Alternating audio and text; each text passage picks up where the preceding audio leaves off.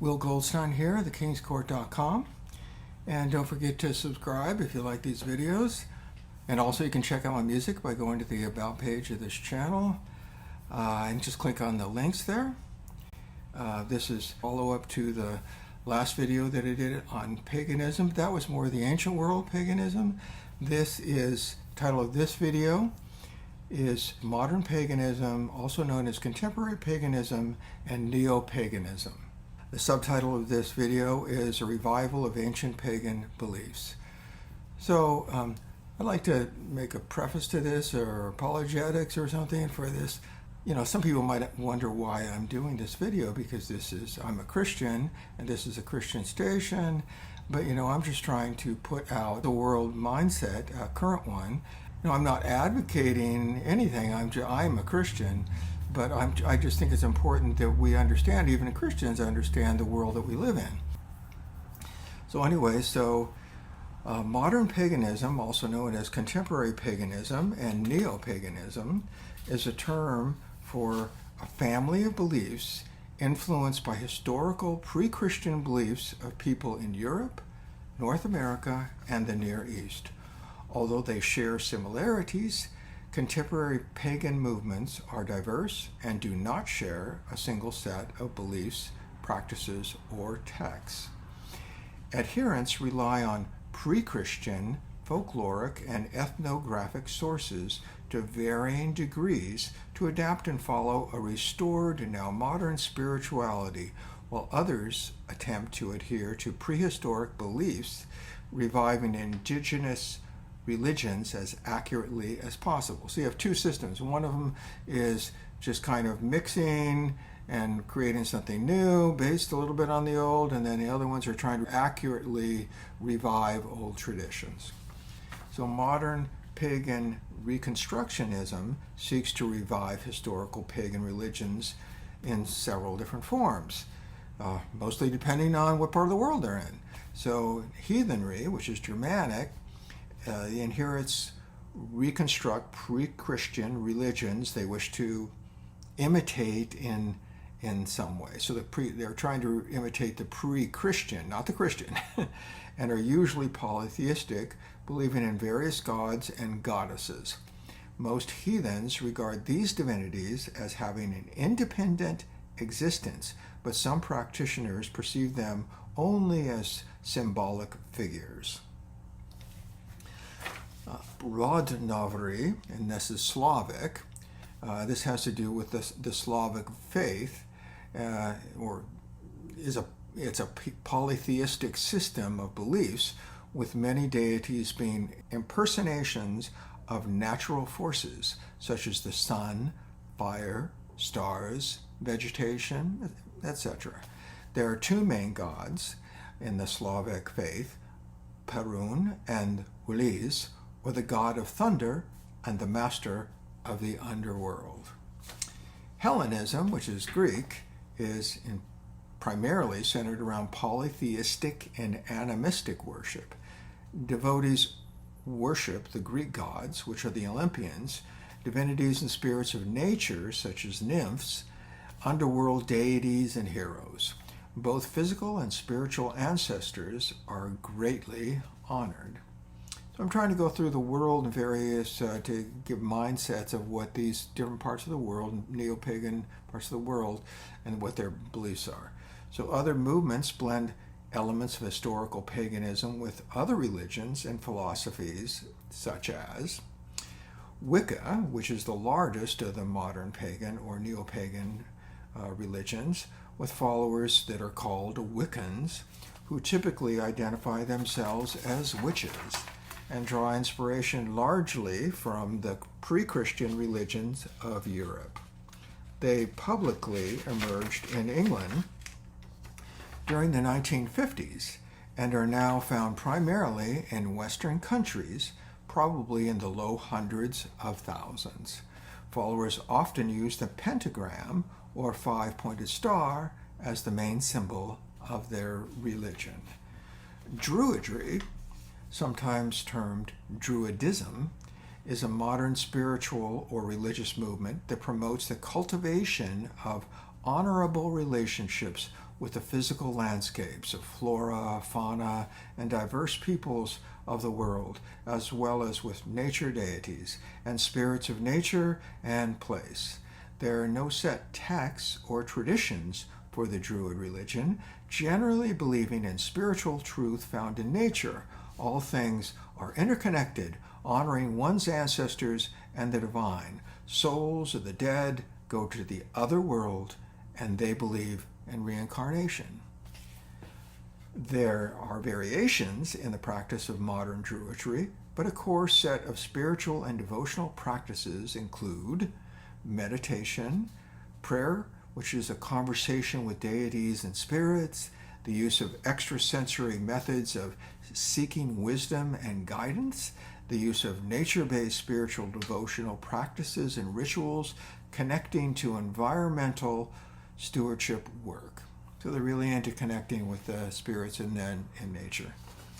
The goddess movement grew as a reaction to Abrahamic religions, which have only gods with whom are referred by male pronouns, and it uses goddess worship and may include a focus on women or on one or more understandings of gender or femininity. The great goddess hypothesis theorizes that in Paleolithic, Mesolithic, and/or Neolithic Europe and Western Asia and North Africa, a singular monotheistic female deity was worshipped. So again, that's the great goddess hypothesis. Practice self-love and self-care. They practice their goddess energy as they treat everyone how you want to be treated. The golden rule again. They also, the concepts involve adorn yourself, make yourself beautiful, adorn your space, make your space beautiful, create rituals, spend time around divine feminist goddess energy, seek balance, and invoke the power of mantras. Polytheism, animism, and pantheism are common to pagan ideas, and some modern pagans are also atheists. Secular paganism or humanistic paganism upholds virtues and principles associated with paganism while maintaining a secular worldview. So they want the virtues, but they want to be secular. Secular pagans may recognize goddesses or gods as useful for the different cycles of life, using magic as a psychological practice.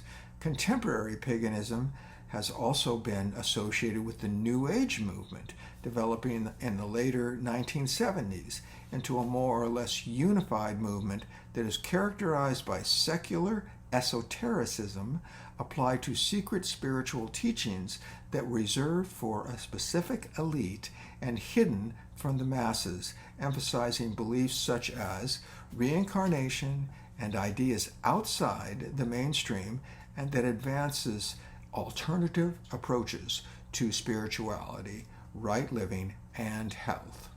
These movements are often highly eclectic, pluralistic, and syncretistic. They freely combine doctrines and practices from diverse sources within their belief systems. The new movement is usually founded by a charismatic and sometimes highly authoritarian leader who is thought to have extraordinary powers or insights. Most New Age groups believe in an ultimate source from which all things originate, seen as the divine. Various creation myths have been circulated in New Age publications outlining how this ultimate source created the universe and everything in it. There is considerable disagreement as to the proper usage of the term modern paganism, since modern paganism adopts a broad array of different religions, not just a single one. The religious studies scholar Wouter Hagengraf characterized paganism as encompassing, quotation marks, all those modern movements which are, first, based on the conviction that what Christianity has traditionally denounced as idolatry and superstition actually represents a profound and meaningful religious worldview, and secondly, that a religious practice based on this worldview can and should be revitalized in our modern world. Religious studies scholars Karina Itamurto and Scott Simpson wrote that they were, quotation marks, like siblings who have taken different paths in life but still retain many visible similarities. There continues to be cross-fertilization between these different faiths, having influenced and been influenced by other pagan religions, so that the anthropologist Catherine Rountree describes paganism as, quotation, new religious phenomena. Some practitioners eschew the use of the term pagan, preferring names such as heathen or Wiccan, ethnic religion, native faith, traditional religion, indigenous religion, nativistic religion, and Reconstructionism. Neopaganism, as a term, describes this phenomena with the prefix neo, serving to distinguish the modern religions from their ancient pre-Christian forerunners, with some pagan practitioners preferring neopaganism, believing that the prefix conveys the reformed nature of the religion, such as its rejection of practices such as animal sacrifice. The Parthenon is an ancient pre-Christian temple in Athens dedicated to the now considered pagan goddess Athena, and temples such as this throughout the Hellenistic world were meant to honor the culture of Europe's pre-Christian societies. According to Thremiska, the reappropriation of the term pagan by modern pagans served as a, quote, deliberate act of defiance against traditional Christian-dominated society, allowing them to use it as a source of pride and power.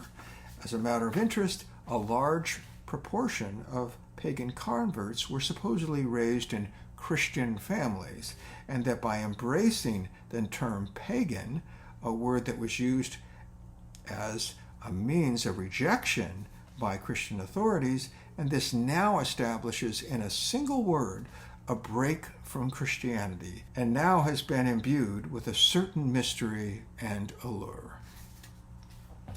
Various symbols are used by modern pagan religions or groups, such as, now we're getting into symbols.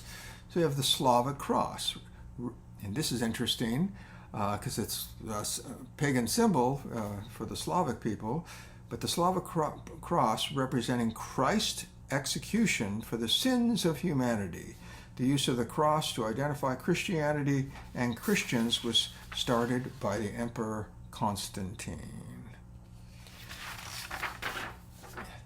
Celtic neopaganism,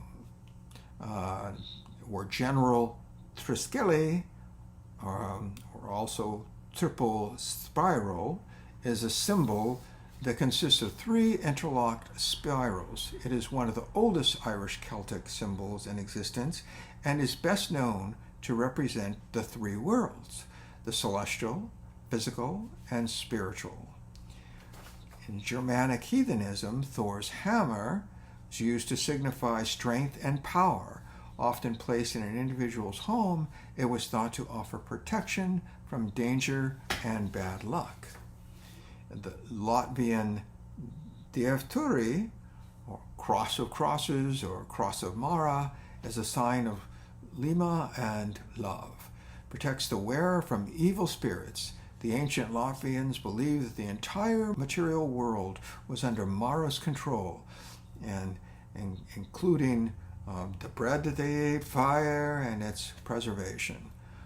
Mara is the highest ranking goddess in Latvian mythology, the ancient dawn goddess. She was previously called Astra, also it's the same as Zemes Mate, one who personifies the fertile earth and nourishes all life on earth, human, plant, and animal. All that is born of earth will return to earth. Thus, her cult is also related to death. The Aravakha is Armenian hedonism, is a symbol of eternity. It's a sun cross. It's an ancient Armenian symbol. It represents time, recurrence, universe, and the eternal motion of life. This is probably the most popular symbol in Armenia and can be found in every corner. Italo-Roman neopaganism, Kemetism, is generally worship a few gods. They're Mot, Bastet, Onibus, Sekhmet, or Thoth, among others, but recognize the existence of every god. This worship generally takes the form of prayer, offering and setting up altars. The Ankh symbolized life. That's the symbol, the Ankh. This can be seen by its use on temple and tomb reliefs from Kemet, showing gods pouring sacred, life-giving liquid over the king of Kemet. The Ankh is also referred to as the key of life, or it's a handled cross. It could also be referred to as the key of the Nile. It's a representative of eternal life in ancient Egypt. Created by the Africans long ago, the Ankh symbol is said to be the first or original cross. Wicca's pentagram or pentacle. So first we're going to talk about the pentagram. The pentagram was used in ancient times as a Christian symbol, believe it or not, for the five senses, or the five wounds of Christ, and was commonly seen as a symbol for good and for protection against evil. Now, I did not know that. One of the earliest recorded uses for the pentagram was by the Pythagoreans as a sign of initiation for its mathematical relation to the golden ratio and common presence in naturally occurring shapes. The pentacle is a five-pointed star composed of 10 line segments, similar to a pentagram, but it contains no interior lines. So by drawing a circle around the 5 points, it creates a similar symbol referred to as the pentacle, which is used widely by Wiccans and in paganism as a sign of life and connections. The Finnish neopaganism used the symbol Tersansidan. It was believed to bring good luck and protect from curses, and was used as a decorative motif on wooden furniture and buildings in Finland. The Hungarians in neopaganism, they use a double cross, or it's called Vilagfa, a world tree. It has a lot of different names. The Egig Erofa, the sky-high tree, also called Eletfa, or the tree of life, world tree, Teta Jetland, Fa, a tree without a top, all those names, but it's an element of Hungarian shamanism and native faith, and a typical element of Hungarian folk art and folk tales, and also a distinct folk tale type. The world tree is represented as a colossal tree which supports the heavens, thereby connecting the heavens, the terrestrial world, and through its roots, the underworld. It may also be strongly connected to the motive of the tree of life, but it is the source of wisdom of the ages. Lithuanian Romuva is a polytheistic pagan faith which asserts the sanctity of nature and ancestor worship, and their symbol is a sun symbol composed of grass snakes, also called Ostroskos, the tree of dawn, or the tree of life. The Estonian neopaganism used a symbol called the Zhumazhwa, or it's a cornflower, and it's a symbol of Taraism and Mausk, used as the official logo of Malvala Koda. Taraism, or also called Tara faith, is a monistic religion centered on the god Therapita, founded in 1928 by intellectuals as a national religion. So when you're in Tara, there's a lot of different variations on the name. It could be Tura, Therapitita, Tarapitha. It's a prominent god in Estonian mythology, a strong resemblance to the Finnish Ukko and the Germanic Thor. It's associated with the Garden of Tara, which is associated with help. It's been interpreted as Tara's help, or in Estonian as Tara's thunderbolt. So in Circassian Hobbesism, they use a symbol of the hammer cross, and it involves the ethnic religion of the Circassians, and is based on worshiping the supreme god Theshku and other minor deities under his rule, to each of whom is attributed an element, action, or item of veneration and control. The religion also strongly focuses on the perfection of the soul, developing spiritual maturity and honor until a practitioner may enter the heavens in union with their ancestors. Semitic neopaganism, Hamsa, it means 5. It's a number associated with the evil eye. The 5 pillars of Islam, and of course the 5 fingers on the symbolic hand itself. It provides protection from the evil eye. This symbol is especially popular amongst both sides of the family, being Middle Eastern and Jewish. So it's the Hamsa symbol. Goddess movement and Wicca have a symbol, raised arms, or the female figure. This female figure stands erect, facing forward with her right hand close to her thigh and her left arm powerfully extending towards the sky. In Wicca, the moon is the symbol of the goddess, and the sun is the symbol of the god. And the central liturgical mystery and ritual act is the Great Rite, a Wiccan ritual involving symbolic sexual intercourse with the purpose of drawing energy from the powerful connection between a male and female. Both receive more power. It is an uncommon ritual and a full coven, as it is used when the coven is in need of powerful spiritual intervention. I have a quote, but I don't know the source. Quotation, we might say that Reconstructionist pagans romanticize the past, while eclectic pagans idealize the future. In the first case, there is a deeply felt need to connect with the past as a source of spiritual strength and wisdom. In the second case, there is the idealistic hope that a spirituality of nature can be gleaned from ancient sources and shared with all humanity. Some pagans distinguish their beliefs and practices as a form of religious naturalism or naturalistic philosophy, including those who identify as humanistic or atheopagans. Many such pagans aim for an explicitly ecocentric practice which may overlap with scientific pantheism. Another quote, source unknown, quote, modern pagans are reviving, reconstructing, and reimagining religious traditions of the past that were suppressed for a very long time, even to the point of being almost totally obliterated. Thus, with only a few possible exceptions, today's pagans cannot claim to be continuing religious traditions handed down in an unbroken line from ancient times to the present.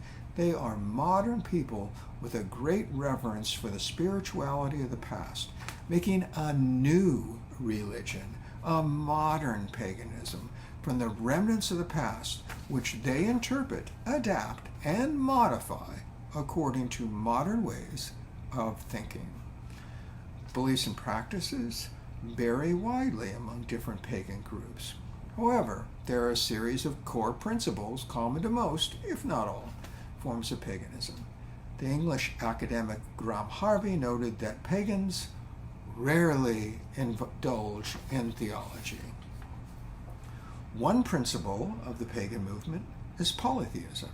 the belief in and veneration of multiple gods or goddesses as deities, both female and female, who embody forces of nature, aspects of culture and human psychology. They're often depicted in human form, and they even have human faults. They're not seen as perfect, but venerated as being wise and powerful. The gods reflect the dynamics of life on earth, giving pagans a greater freedom, diversity, and tolerance of worship among the community, resulting in a pluralistic perspective that has helped the varied factions of modern paganism exist together in relative harmony. Most pagans adopt an ethos of unity in diversity. The inclusion of female deity distinguishes pagan religions from their Abrahamic counterparts, and in Wicca, male and female deities are typically balanced out in a form of duotheism, including in their worship the veneration of women. There are exceptions to polytheism in paganism in the form of, for one example, Ukrainian paganism devoted to a monotheistic veneration of the god Dashbog. However, pagans with naturalistic worldviews may not believe in or work with deities at all. Pagan religions commonly exhibit a metaphysical concept of an underlying order that pervades the universe, such as the concept of harmonia embraced by Hellenists, the immortal goddess of harmony and concord, and that of Wird, W-I-R-D, found in Heathenry, seen as fate, destiny, particularly in an Anglo-Saxon or Old Norse context. Sagom-Gittian Sanctuary is a reconstruction of a medieval pagan observatory in Sventoji. A key part of most pagan worldviews is the holistic concept of a universe that is interconnected with a belief in either pantheism or panentheism, beliefs regarding the relationships between divinity and the material or spiritual universe. For pagans, pantheism means that divinity is inseparable from nature and that deity is immanent in nature. Dennis D. Carpenter noted that the belief in a pantheistic or panentheistic deity has led to the idea of interconnectedness playing a key part in pagans' worldviews. The prominent reclaiming priestess Starhawk related that a core part of goddess-centered pagan witchcraft was the understanding that all being is interrelated, that we are all linked with the cosmos as parts of one living organism. What affects one of us affects us all. Animism has been interpreted by the pagan community that everything in the universe is imbued with a life force of spiritual energy, or specific spirits inhabit various features in the natural world and can be communicated with. Some pagans have reported experiencing communication with spirits dwelling in rocks, plants, trees, and animals, as well as power animals or animal spirits who can act as spiritual helpers or guides. Animism was a concept common to the ancient world, and contemporary pagans are attempting to re-enter the primeval worldview.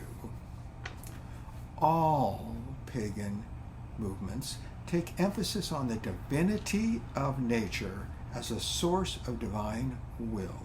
And as humans, we are members of the natural world, bound in kinship to all life and to the earth itself. The animistic aspects of pagan theology assert that all things have a soul, not just humans or organic life.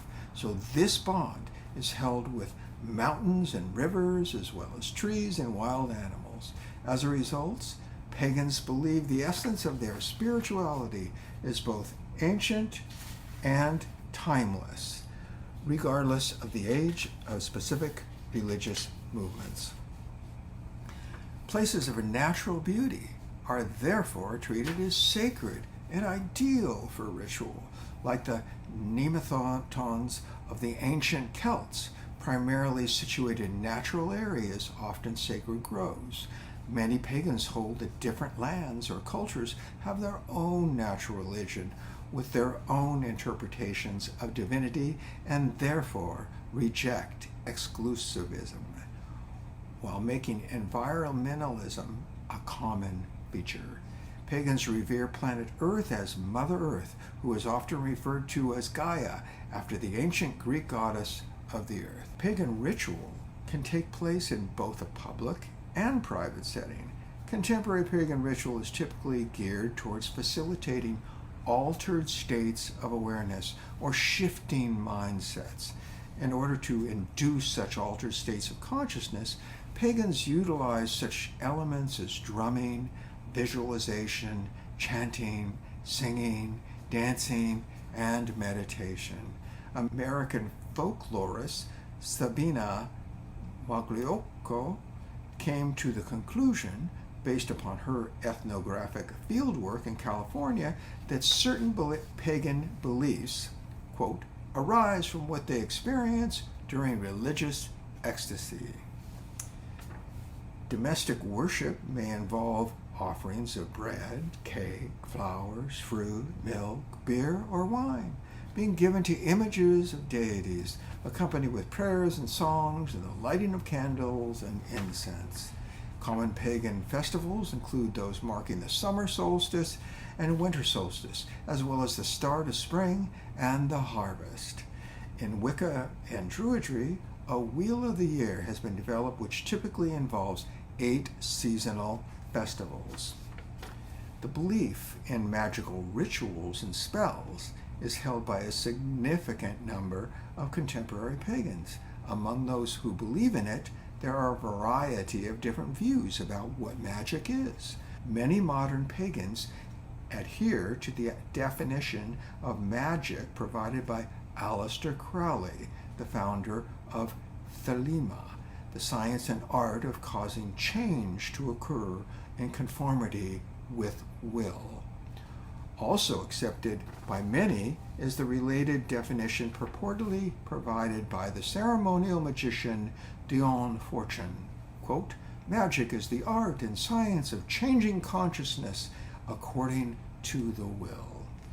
Among those who practice magic are Wiccans, those who identify as neopagan witches, and practitioners of some forms of revivalist neo-Druidism, the rituals of which are at least partially based upon those of ceremonial magic and Freemasonry. William Wordsworth wrote a poem, The World is Too Much With Us, and its lines 9 and 14 reflect some paganism. Great God, I'd rather be a pagan suckled in a creed outworn, so might I, standing on this pleasant lea, have glimpses that would make me less forlorn, have sight of Proteus rising from the sea, or hear old Triton blow his wreathed horn. Another quote, source unknown, quotation, the rise of modern paganism is both a result and a measure of increased religious liberty and rising tolerance for the religious diversity in modern societies, a liberty and tolerance made possible by the curbing of the sometimes oppressive power wielded by Christian authorities to compel obedience and participation in centuries past. To say it another way, modern paganism is one of the happy stepchildren of modern multiculturalism and social pluralism. A Sioux writer, Zitkala's essay, Why I Am a Pagan, was published in the Atlantic Monthly in 1902. This Native American activist and writer outlined her rejection of Christianity, referred to as the new superstition, in favor of a harmony with nature embodied by the Great Spirit. She further recounted her mother's abandonment of Sioux religion and the unsuccessful attempts of a native preacher to get her to attend the village church. In the 1920s, Margaret Murray theorized that a secret pagan religion had survived the witchcraft persecutions enacted by the ecclesiastical and secular courts. Historians now reject Murray's theory, as she based it partially upon the similarities of the accounts given by those accused of witchcraft.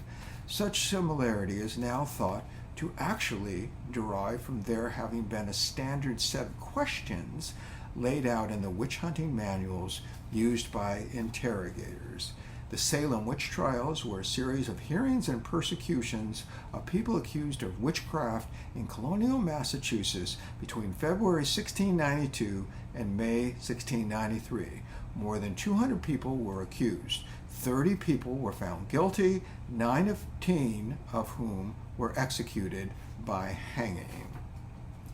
So I wanted to just make a reference to a time I went to a lecture in a city that I used to live in years ago, and it was from a fellow that was talking about the Order of the Hermetic Dawn. Alistair Crowley was the founder of the Order of the Hermetic Dawn. But it was interesting in listening to him. He was a nice guy.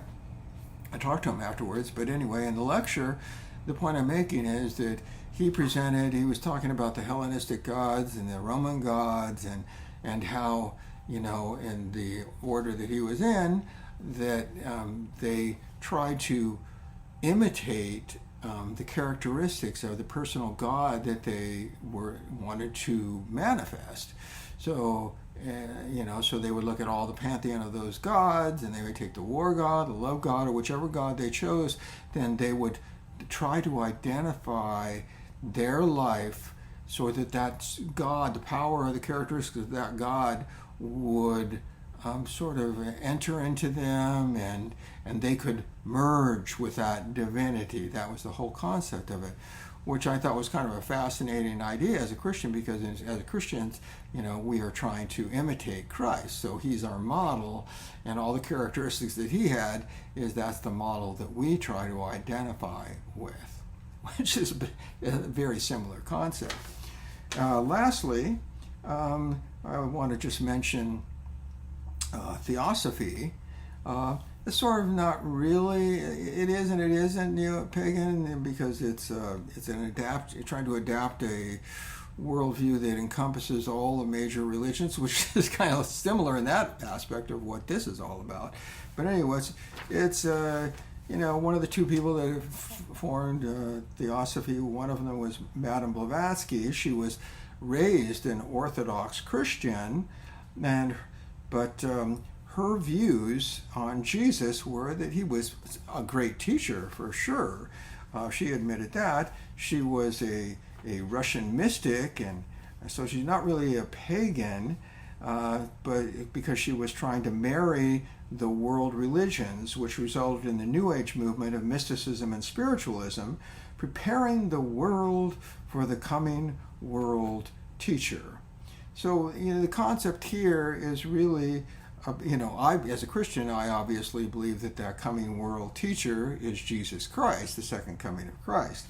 But, she has, her idea of that is different. Her concept is the ascended master. So in Christianity, is the descended master. Christ being the Son of God and virgin birth, came down, and he came down to earth to reveal God. And then, we, by identifying with him, then we become, in a sense, ascended masters. But she views Christ as being just an ascended man. In other words, just a normal human being who ascended. And her concept of Christ consciousness is different than a Christian concept of Christ consciousness, because her concept is, or the New Age movement concept of Christ consciousness, is that we are getting Christ consciousness so that we are going to be exactly like Christ, which is true in a sense, but true and not true in another sense, because Christ is also the Son of God, and in that aspect, we are never will be the same as the Son of God. Now, the Son of Man in Christ, which is in that dual Christology nature, then we certainly can become like that. But I just wanted to make that distinction between Christ consciousness and what Christians perceive as Christ consciousness. So she sees sort of like this hierarchy and that the masters of ancient wisdom, and I think the highest one is Lord Maitreya. But she sees, that, as the New Age movement, and Theosophy, and then the resultant New Age movement as preparing for this coming world teacher. And like I said, as Christians, that's exactly what we see, a coming world teacher, the second coming, and for me, that means Jesus Christ. Anyway, I hope you enjoyed this video, and again, you have a chance to subscribe by hitting that little button right there. It'll draw more people here. It's a way to show that you appreciate the channel. You'll also receive notices that when new videos are posted, and it just makes it easier to come back. And also, while you're here, like I've always mentioned, on the About page of this channel, you can see all the links to go to my music. So if you want to listen to music or download music, it's all there. And you could even, if you're a Christian, you can use it in your services. I have a license with CCLI.